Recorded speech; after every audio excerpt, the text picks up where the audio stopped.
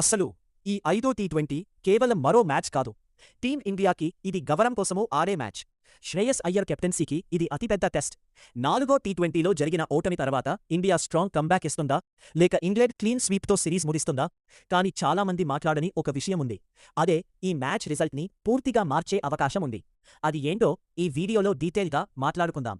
నిజం చెప్పాలన్నా 4గో టీ20 ఓటమి కంటే ఆ మ్యాచ్ ఎలా ఓడిపోయామన్నదే ఇప్పుడు పెద్ద చర్చగా మారింది.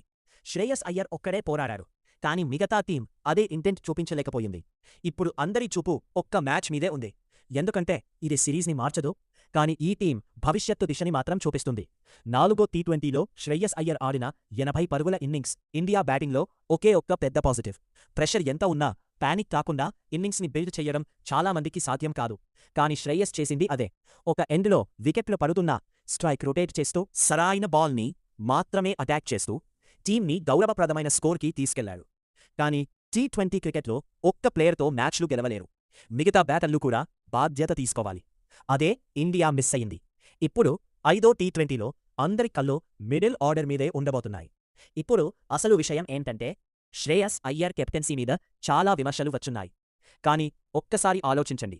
కెప్టెన్ ప్లాన్ ఇవ్వగలడు, ఫీల్డ్ ప్లేస్మెంట్స్ మార్చగలడు, బౌలింగ్ చేంజెస్ చేయగలడు. కానీ బౌలర్ తన లైన్ అండ్ లెంగ్త్ మిస్ అయితే కెప్టెన్ ఏం చేయగలడు? 4గో టీ20లో అదే జరిగింది. కొన్ని డెసిషన్స్పై డిబేట్ ఉండొచ్చు, కానీ మొత్తం ఓటమిని కెప్టెన్సీ మీద వేయడం మాత్రం సరైంది కాదు.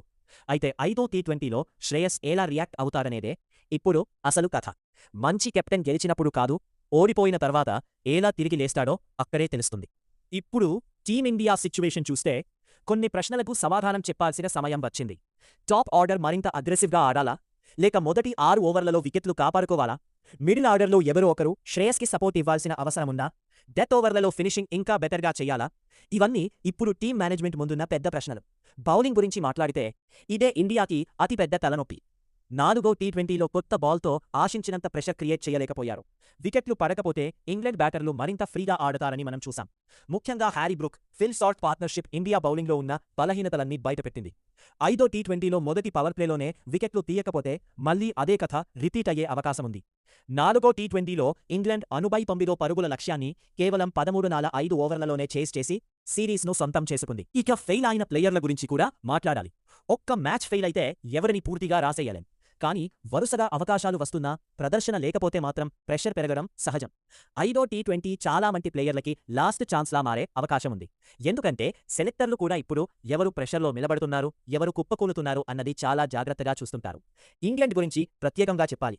వాళ్ళు ఇప్పుడు సిరీస్ గెలిచినా కూడా రిలాక్స్ అయ్యే పరిస్థితిలో లేరు. ఎందుకంటే క్లీన్ స్వీప్ చేసే అవకాశం వాళ్ల ముందుంది. అందుకే అదే అగ్రెసివ్ క్రికెట్ ఆడే అవకాశముంది. హ్యారీ బ్రూక్ కెప్టెన్సీ కూడా ఇప్పటి వరకు చాలా ఇంప్రెసివ్గా కనిపించింది. బ్యాటింగ్లో అటాకింగ్ మైండ్ సెట్, బౌలింగ్లో క్లియర్ ప్లాన్స్, ఫీల్డింగ్లో ఎనర్జీ, ఇవన్నీ ఇంగ్లాండ్ని మరో స్థాయికి తీసుకెళ్లాయి. ఇంగ్లాండ్ ఇప్పటికే ఈ సిరీస్లో 3-0 ఆధిక్యాన్ని సంపాదించి ఐదో టీ20లో క్లీన్ స్వీప్ అవకాశంతో బరిలోకి దిగుతోంది. అయితే ఇండియాకి కూడా కొన్ని అడ్వాంటేజెస్ ఉన్నాయి. ఈ మ్యాచ్లో కోల్పోవడానికి పెద్దగా ఏమీ లేదు. గెలిస్తే మాత్రం కాన్ఫిడెన్స్ తిరిగి వస్తుంది. ముఖ్యంగా శ్రేయస్ అయ్యర్ మరోసారి పెద్ద ఇన్నింగ్స్ ఆడితే, మిగతా బ్యాటర్లు అతనికి సపోర్ట్ ఇస్తే, కొత్త బాల్తో వికెట్లు పడితే ఈ మ్యాచ్ పూర్తిగా ఇండియా వైపు తిరిగే అవకాశముంది. టీ20 క్రికెట్లో ఒక్క మంచి పవర్ ప్లే, ఒక్క మంచి పార్ట్నర్షిప్, ఒక్క స్పెల్ మొత్తం మ్యాచ్ని మార్చేస్తుంది. నా దృష్టిలో ఈ మ్యాచ్లో 3 ఫ్యాక్టర్స్ చాలా కీలకం.